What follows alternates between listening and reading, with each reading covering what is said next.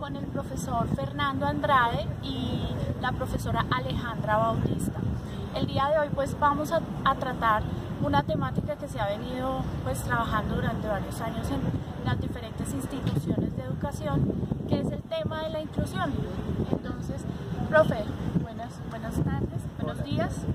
Entonces, bueno, la primera pregunta sería, desde ya hace varios años se viene hablando del tema o de los conceptos de inclusión y de educación diferenciada, para los cuales pues se han creado políticas, lineamientos a nivel nacional e internacional.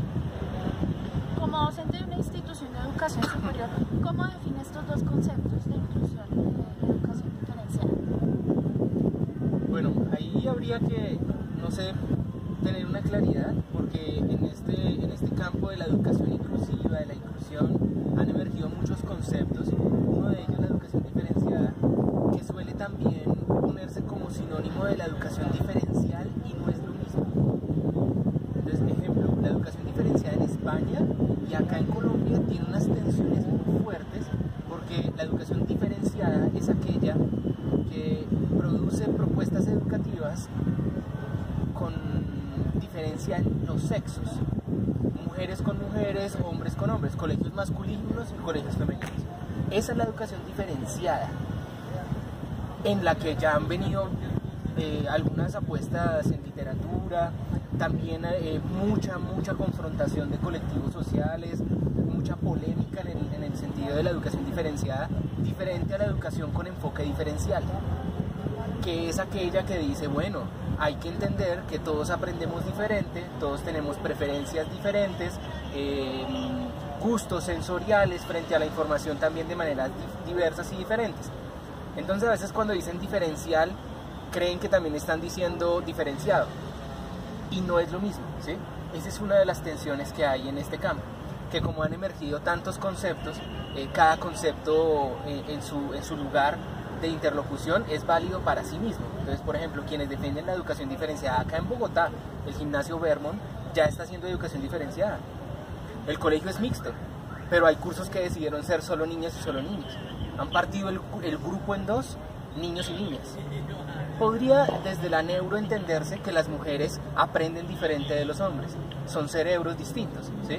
Y atendiendo a la neurodiversidad podría darse. Sin embargo, yo soy de los que no me alineo tanto a esa idea de la educación diferenciada. En últimas, nos quedó grande convivir, ¿me voy a entender? O sea, le quedó grande a la escuela atender la diversidad y es mejor separarla. Yo no estoy de acuerdo con eso. Como por ejemplo un bus rosado para las mujeres y el bus rojo para el resto. Entonces la mujer que meta el bus rojo, ¿para qué se metió al bus rojo si usted sabe que ya están los depredadores? ¿Me voy a entender? Métase al bus rosado, que es donde no le va a pasar nada. Nos quedó grande respetarnos.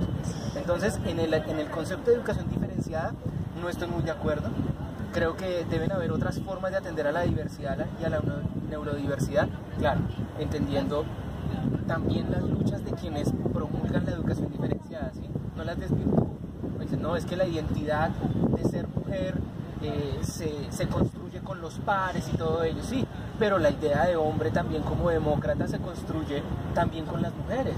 Entonces yo no estoy de acuerdo con la educación diferenciada y el concepto español que ha venido escalando en Latinoamérica. Educación diferencial, claro, porque no es que exista la educación diferencial, existe el enfoque diferencial, como lo está el enfoque de la educación inclusiva. Entonces la educación es una, puede tener varios enfoques. El enfoque de la educación inclusiva se alimenta del enfoque de derechos y del enfoque diferencial, que además tiene una génesis compleja porque nació de lo que le llamaban el enfoque poblacional. Quiere decir, comunidades indígenas, grupos minoritarios que empezaban a emerger nuevas pedagogías, prácticas no institucionales, pero sí institucionalizadas en ellos mismos, ¿sí? Entonces empiezan a emerger otras formas de entender la escuela desde las comunidades, desde los enfoques territoriales y poblacionales, y de allí emerge el enfoque diferencial. Totalmente de acuerdo, necesario además por la pluralidad en el servicio educativo, pero son conceptos bien complejos y te das cuenta, mira, que hay que hilar muy fino entre ellos, porque no es como lo diría Silvio, que es lo mismo pero es igual. No, acá no. Parece lo mismo y no es nada igual, más o menos por ahí. En cuanto a los conceptos, realmente, bueno, cuando se habla de educación diferencial, precisamente se trata de atender a estudiantes y a individuos que aprenden absolutamente diferente. Pero entonces, por ejemplo, tú mencionabas el tema de políticas, lineamientos, y al final resulta que todo en el papel se ve muy bonito, pero en el aula realmente muchas veces son solo los que de pronto han tenido una formación de base en pedagogía, los que realmente saben de estrategias, de métodos, por decirlo de alguna forma, de formas para tratar de atender a estos estudiantes. Y el problema también radica en que se está pidiendo la educación diferencial, pero no se están cambiando las metodologías de evaluación, no se están cambiando las exigencias a los profesores, se piden, por ejemplo, calificaciones por cortes, evaluación sumativa, no una evaluación más transversal que realmente dé cuenta, por ejemplo, del progreso, porque es que también los estudiantes van a diferentes ritmos. Y si hablamos, por ejemplo, de estilos de aprendizaje, por ejemplo, yo no puedo pretender que alguien, no sé, si me voy desde la teoría de Kolb, tenga un estilo de aprendizaje adaptativo, se lea 3 libros en una semana, porque simplemente no lo va a hacer. No es porque no le dé, porque es que ese es el otro problema que hay cuando hablamos de educación, que entonces se piensa que es que el que no cumple con este estándar es porque simplemente no quiere, porque es vago, y no porque realmente, hombre, tiene otras formas de aprender, tiene otras inteligencias. Entonces eso es un problema. Y el otro es que se ha entendido la inclusión de una forma errónea.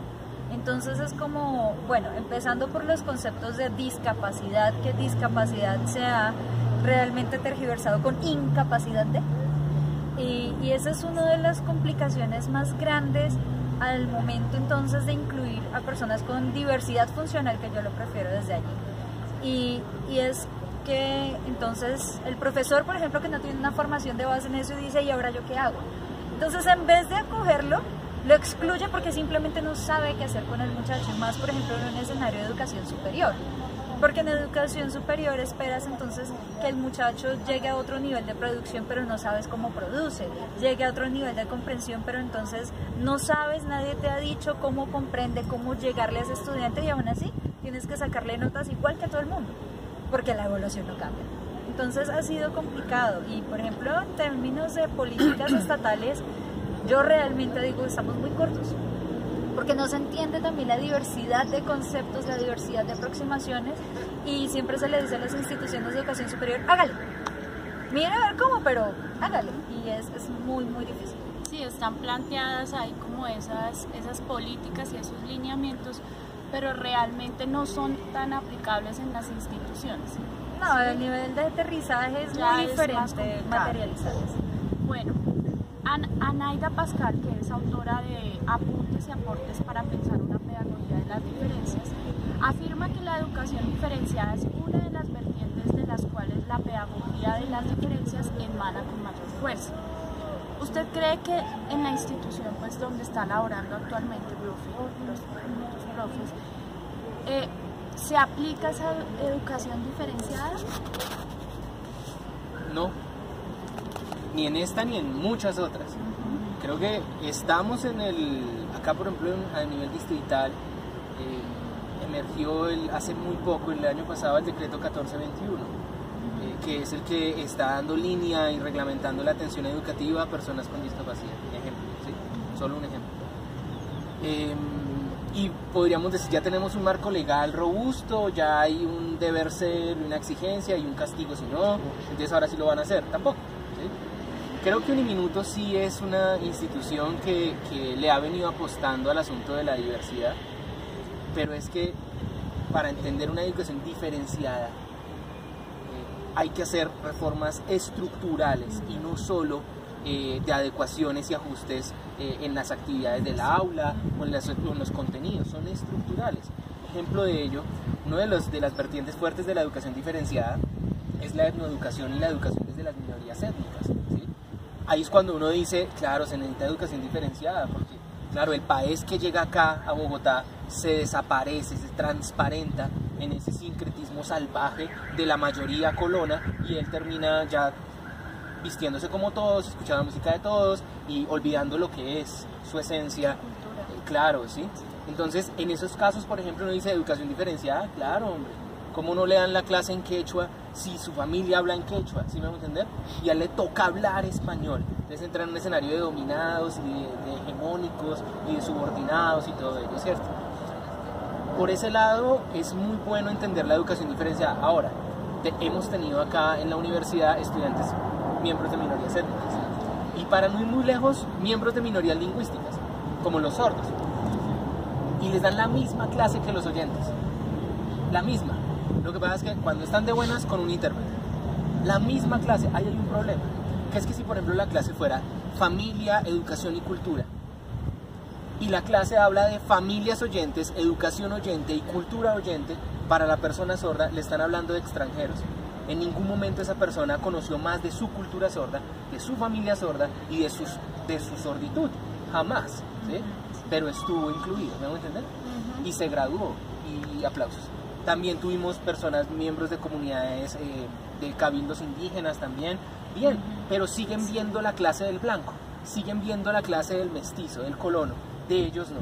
Entonces, ese asunto de la educación diferenciada, yo no sé si esa vertiente del género y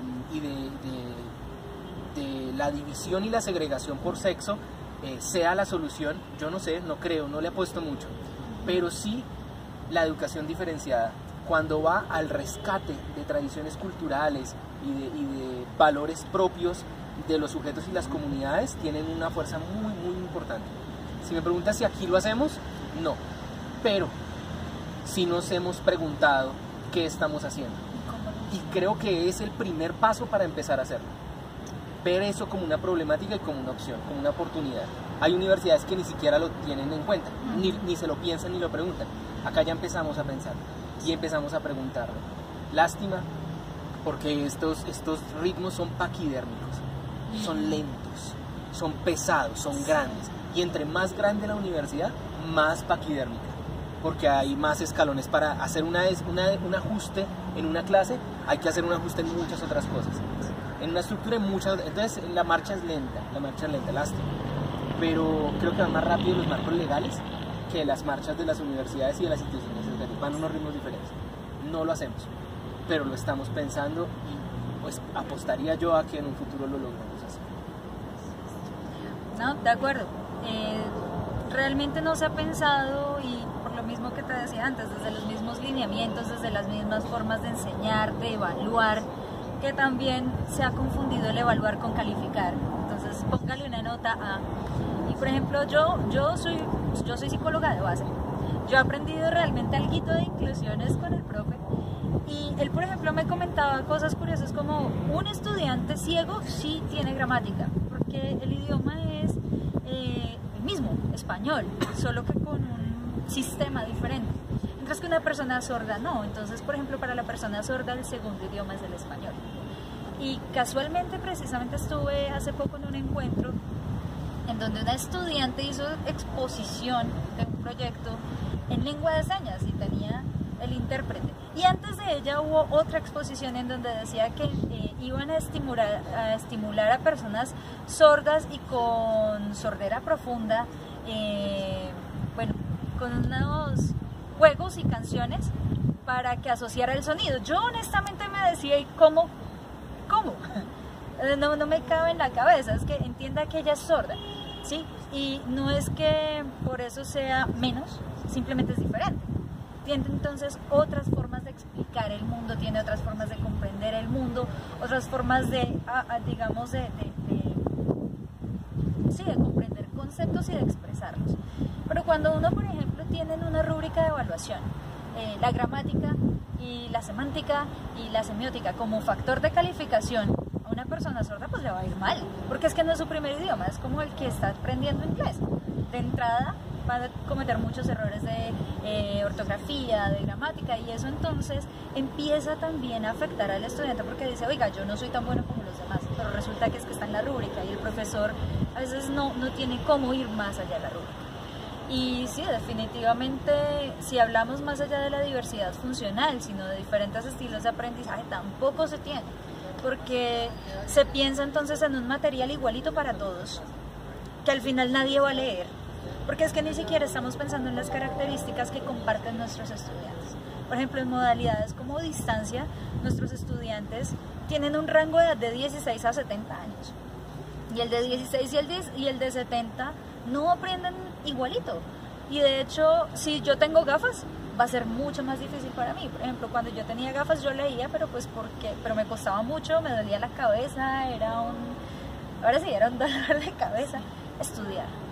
Y si uno de profesor no lo sabe, no lo entiende, pues es complicado. Ahora la pregunta es, ¿y a cuántos de nosotros realmente nos forman para entender? Para entender cosas tan básicas como mire, si usted sabe que su estudiante llega a las 8 de la noche, no pretenda que se lea un PDF de 200 páginas porque lo único que va a hacer es pasar los ojos por la lectura. Y eso sí, no se queda dormido a la mitad. Porque simplemente no tiene cómo, o sea, no tiene la capacidad física, no estamos hablando de voluntades y de no voluntades. Bueno, y ustedes que trabajan con estudiantes a distancia y que digamos es un poco más complejo tratar pues este tipo de poblaciones, o sea, desde su quehacer docente, ¿cómo hacen para hacer una práctica donde puedan incluir a todas estas personas? Porque es complejo por el tema de la modalidad en la que ustedes dictan clase. Pues vieras que al principio pensaba que iba a ser muy complicado, que iba a ser más complicado que en lo presencial. Yo he sido profesor más tiempo en lo presencial que en la distancia. Y creo que es al revés. Más complejo en la presencialidad. Ojo. Y eso no lo entendía yo. Las mediaciones tecnológicas que hay en la distancia, la posibilidad de tener aplicaciones tan a la mano, de adecuar y de flexibilizar materiales que tiene el estar mediados por esta relación multimedial del internet y todo ello, tiene una riqueza bien tremenda para explorar, bien tremenda. Creo yo que en lo presencial a veces uno se queda corto de qué hago, ¿sí? Como todo el artefacto es artefacto, está allí, se toca, se siente. Entonces puede ser complicado para el que no sabe nada, ¿sí? ¿Cómo le hago? ¿Cómo adapto? ¿Qué sé yo? Me ha pasado cosas sencillas de profesores, amigos que tienen dificultades de, venga, tengo tal estudiante y tiene estas diversidades en su funcionalidad académica, vea qué hacemos. Hermano, está o Calameo, o Minmat, o papá, y empieza la cantidad de estrategias que hay para que un contenido no solo sea un texto, sino que ese texto sea vivo. Entonces usted le da aquí, pum, y acá hay un video que le explica el textico, y después hizo un mapa mental este profesor, tremendo. Entonces dice, uy, claro, ahora hágame eso en un tablero, hágame eso en vivo, hágame eso en una clase presencial, complicadísimo. Entonces antes yo creo que bien utilizada la mediación de la distancia y de la internet y de los computadores, antes es un recurso para la inclusión el tremendo. Lo que pasa es que no se ha explorado mucho en ese camino. Creo que antes hay más posibilidades así en esa relación mediada por computadores que la relación presencial. Claro, al menos en mi experiencia me ha parecido que es más fácil por ese lado. Yo estoy de acuerdo, yo no he trabajado, digamos, mucho con personas con diversidad funcional, pero sí he trabajado pues con estudiantes de características absolutamente diferentes y me pasaba lo mismo. Entonces yo sabía que hay gente a la que le gustaba leer, había una lectura interesante, parte de que el profesor también se ponga a ver y a buscar los recursos, que ese es uno de los ejercicios difíciles, porque uno dice a qué hora. Entonces eso, habían videos, aplicaciones que a mí me permitían, en vez de hágame un mapa conceptual, por ejemplo, sobre, no sé, percepción, sobre las leyes de la Gestalt, utiliza esta aplicación, vea blogs de moda y demás y dígame cómo la moda realmente es percepción aplicada a la vida real y al diario vivir. Entonces eso también permitía que el aprendizaje fuera significativo, en tanto que a ellos les permitía experimentar consigo mismos. Y en ese sentido le veían una aplicabilidad real al conocimiento, que es una de las razones por las cuales, digamos, el estudio a veces se convierte en un bodrio, porque uno dice, bueno, ¿y esta vaina para qué? ¿Para qué me va a servir? ¿Cómo lo aplico? ¿Cómo lo veo yo realmente en la vida? Y cuando uno se queda con ejemplos etéreos, pues no aguanta. Pero realmente lo que dice Fernando es cierto. En cambio, en lo presencial, empezando en lo presencial, se sigue ese modelo tradicional con el que los muchachos llegan del colegio, es como, hábleme que a mí todo me va a entrar por osmosis, y eso pues no va a ser así. Y a uno muchas veces se le agota el discurso a la media hora y tiene 2 horas de clase y uno dice, ¿ahora qué hago? Entonces vienen las lógicas o las dinámicas, digamos, usuales, ¿no? El taller, el debate que no es debate, el foro que no es foro, el foro en el que solo algunos opinan, pero a veces los profesores como que no incentivan a los demás, y cuando los incentivan es como desafiarlos con una vaina rara, pero sí, la distancia realmente sí tiene muchas ventajas en ese sentido sobre la presencialidad, es cierto. Bueno, hay una afirmación de Carol Ann Tomlinson que dice que trabaja con la práctica de las teorías y enfoques diferenciados en el aula, y señala que la escuela es un zapato hecho para calzar el pie ajeno. ¿Qué opinan acerca de esa afirmación que hace Carol? Sí, tiene toda razón, además, porque hace parte de la historia de la educación, de cómo nació, de dónde nació, de dónde educaban a las infancias, en los claustros de los religiosos o en las cárceles, ¿me voy a entender? Y allí empezó, con el mismo modelo. Ese fue el problema, que es que metieron a la infancia a aprender porque tocaba educar a esos salvajes de alguna manera, y cuando los empezaron a educar, no solo los educaban en los mismos edificios en donde eran las cárceles, los reclusorios y los conventos, sino que con el mismo modelo. Así, homogéneo. Y así arrancó, y no ha cambiado tanto. Entonces sigue siendo el mismo monasterio, sino que ya no hay monjes calvitos aquí.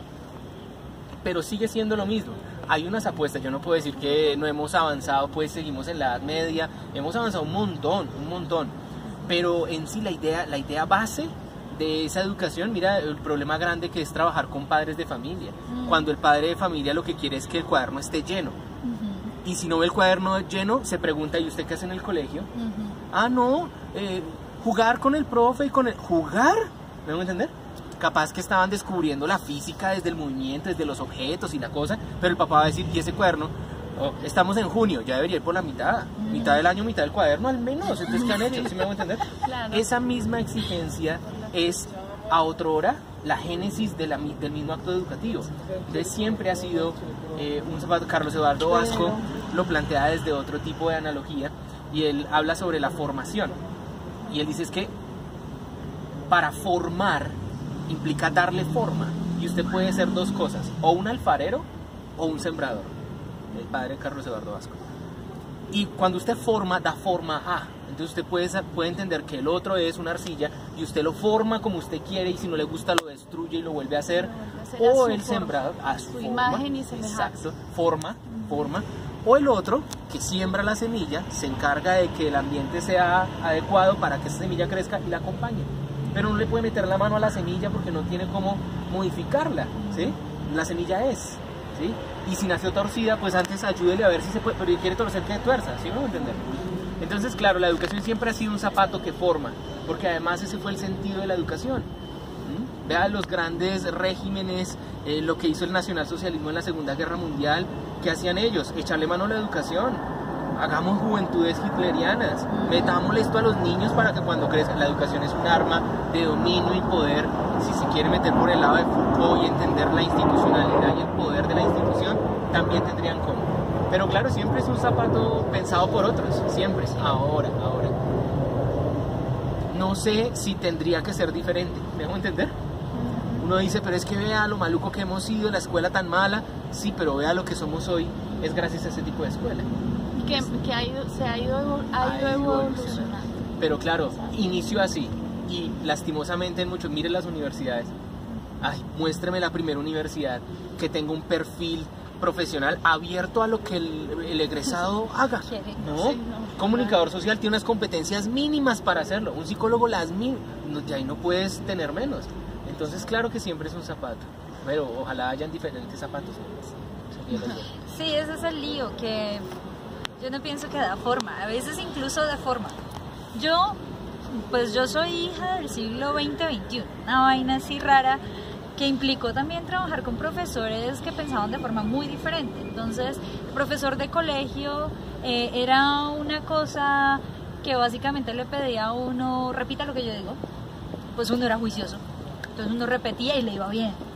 Ya uno llega a la universidad y es como, aquí no se trata de repetir, se trata de criticar y pensar. Uno acostumbrado a repetir, ya que le digan critique y piense, yo me acuerdo de un estudiante es difícil. en una carrera, en primer semestre, no, era segundo semestre, que me interrumpió la clase y dice, profe, ¿podría dictar más despacio?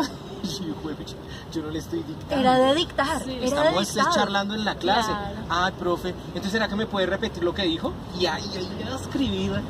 A la loca. Y lo memorizan totalmente, entonces todo tiene que quedar como en la memoria, pero realmente el No se aprendizaje aplica. no se aplica. Y el porque problema- no se está comprendiendo como lo que se está, lo que le están enseñando. Exacto. Y el problema entonces es que, por ejemplo, se pasan por esta serie de pruebas estandarizadas.